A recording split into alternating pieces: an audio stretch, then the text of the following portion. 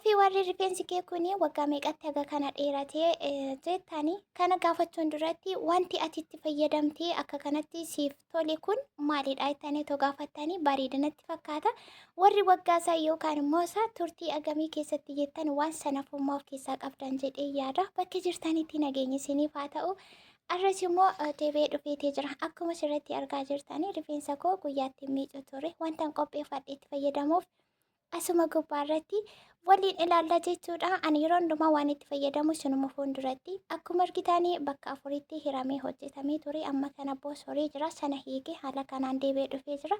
Wantaan itti fayyadamu qopheeffadhe sumarratti isinitti mul'ata.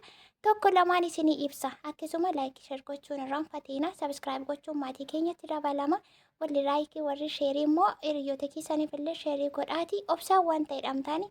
Akka hidhamtanitti yoo itti fayyadamtanii baay'ee tokko jijjirama qaba. Anna fayyadee jira wanta itti fayyadame hundumaa of eeggannootiin keessattuu keemikaalota garaagaraa irraa bilisa gochuu mana keessatti wanti qopheessee itti fayyadamu akkasumallee qibaatiiwwan itti fayyadamu baay'ee na fayyadee naaf ta'e akkuma argitan kana waan ta'eef isinillee isa kana gochuu fi harkuma keessan irra jira jechuudha. Wanti hundumtuu yoo akka kanaatti argachuu baatanii waanuma itti fayyadamtan sana kan rifeensi keessan jaallatuu fi ta'uu danda'udha kan isin adda baastanii bitachuu qabdan ture. Kun ogaa akkuma asirratti argitanii wanti narra fayyadame avokaadoo akkasuma immoo kuni alooveeraa jechuudha yookaan immoo reet jedhama wanti kuni biyya keessas ni jira asis immoo ni jira. Ani kana kanin argadhee gibbii madaamii keessatti jechuudha. Isaanillee darbee ni fayyadamu waan ta'eef keessattuu warri kontiraata jirtanii meegibbii keessa zorri jedhaati ilaalaa. Isaan kana alooveeraa fi avokaadoo walitti makuudhaan akkasuma immoo qibaatii kokonaatii itti dabalee walitti daakee haala kanaatiin fayyadamaa jira jechuudha. Inni kunillee keessattuu kun immoo avokaadoon faayidaa akkamii akka of keessaa qaba akkasumallee rifeensa baay'ee bareeda waan ta'eef waan akkasiis nan fayyadama. Kanaaf rifeensi koo waan nyaataadha. Waan nyaate immoo firii isaa agarsiisaa jira jechuudha. Kanaaf akkuma asirratti argitan kana zimmi jedhee rifeensiin guddatu hin dheeratu waanuma kamiyyuu yoo ta'e akkuma abbaan isaa qabatee dheetiin itti amanaa jechuudhaan akkan ofirratti argetti. Kun ogaa akkuma argaa jirtanii wanta sadan sana bileendariitti walitti daakee barbaadan harka keessan irratti bulleessuu ni dandeessu. Namni waa tokko fayyadamuu barbaade dura fedhiin keessaa jiraatu malee wanti hin godhamne wanti hin danda'amne tokko hin jiru. Maankaatiin saayinaa keessatti daakkachuutii dandeessu. Mooyyeetiin tumuu dandeessu. Akkasuma immoo maashiniitti daakkachuutii dandeessu. Warri immoo kana haala mijataa keessan jirru mana nuti keessa waan akkasii hojjetachuu hin dandeenyu ta'an qibaatii kanaa yookaan gosa kana heermaaskii avokaadoo fi reetii yookaan immoo alooveeraa irraa hojjetame bitachuu dandeessu jechuudha. Saantima keessaniin baay'ee salphaadha.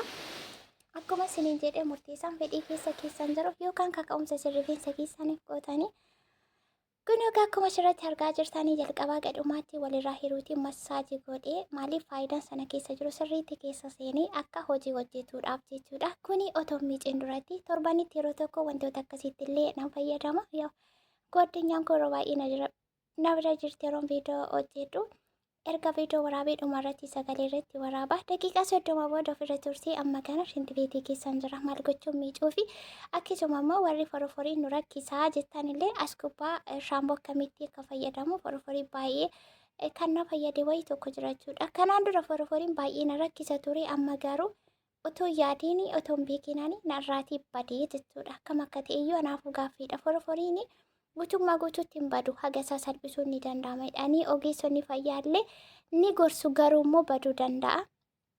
Ani akkan ofirratti argetti kun akkuma argitanii erganii wantoota amma itti fayyadame yookaan immoo isa maaskii avokaadoo erga fayyadame daqiiqaa 30 wayii haga 50 ta'anitti fakkaata. Yeroo hojiitti biizii taatan daqiiqaan akkasuma hin ilaalamu. Ani akkasii otoo hin beekin sa'aatiin narraa deema.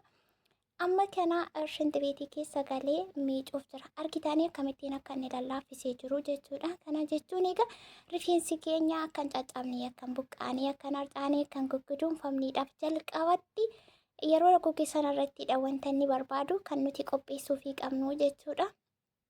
Kunoo haala kanaatiin erga hiikee booda hamma miicuuf hin deemaa jira. Akkuma argitanii shintibeetii keessan jira. Kuni rifeensa gosa kamiifuu rifeensa dheeraa gabaabaa waanuma kamiifiyyuu jechuudha. Yoo mana keessatti hojjetachuu hin dandeenye bitachuu dandeessu. warri immoo saantiimuma keenyaa nu dhabneetu rakkachaa jirra jettan immoo baay'een gadda soorii homaa gochuu hin danda'u. Akka garaa koo waan ani itti fayyadamu otoo sin qaqqabsiisee natti tola. Garuu maal gootu fageenyatti hammaatu. Kun egaa shaampoon sunni shaawuldariidha. Shaawulder shaampoo kan loomirraa hojjetame.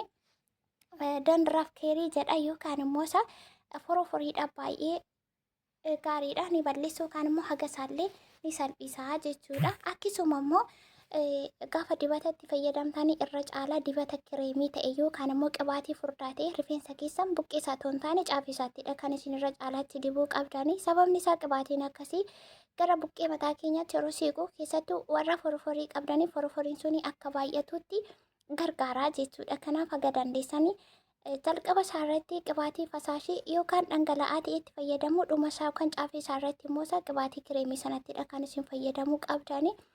Foroforii sana balaaleffachuuf jechuudha. Kun egaa akkuma argitanii amma shaampoo itti dibee haala kanaatiin shaampoo ani yeroo tokko kanan itti dibu jechuudha itti baay'isuu hin barbaadu. Sababni isaayyuu inna jalaatii goggoga waan ta'eef shaampoon rifeensa keenya ni goggoossa. Akkas keessaa miti yeroo keessaa bahu bishaan sararraa goguu ni goggoga waan ta'eef deebisee lifaatii koo zeerootti akkana jalaa hin deebisnee fi yeroo tokko qofaadha. Kanan itti dibu yeroo tokko seeraan haala kanaa walirraa hirrii keessa isaa massaajii gochuudhaan qoshashaan akka ala itti bahee rifeensi keenya immoo isaa akka hin caccabne kan ciccinnetti suuta jenneetu inni dheeraa ni gabaabaa ni baay'ina qabu ni xiqqoo qabus haala kanaan yeroo tokko immoo na tattabachiisa jidduutti.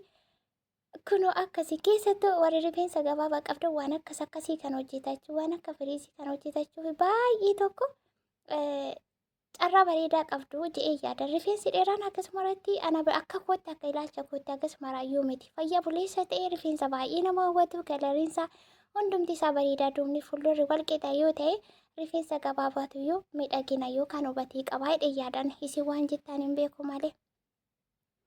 Kun egaa akkuma argitanii haala kanaan takka nan taxxabadhaa maal jedhaa sana wada dhumarratti miicee haala kanaatiin keessaatii bahaa jechuudha. Shinti beetii keessa har'a miimpoontiin kun viidiyoo kana isinii qabadhee dhufe tokkoffaarratti waan akkasitti illee fayyadamtaan rifeensi keenya baay'ee tokko rifeensa fayya buleessaa fi amala qabeessa bakka itti deebi'aa deemanuuf taakisuma immoo shaampoon kun intinaadha.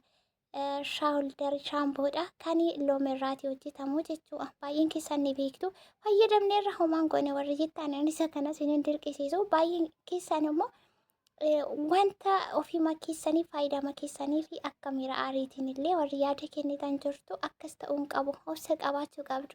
Waanuma kam keessattuu waan gaariitti bahuudhaa fi kufanii ka'uu chaalenjii baay'eetu nama mudataa jechuudha. Waanuma kam keessattis immoo obsi baay'ee barbaachisaadha. Ani akka salphaatti isin geenye gatii baay'eetti kaffalee siqaayii meeqaatiin yoo isin hin bareeda namatti tolaa jettan ana baay'ee natti tola rifeensi koo baay'een jaalladha.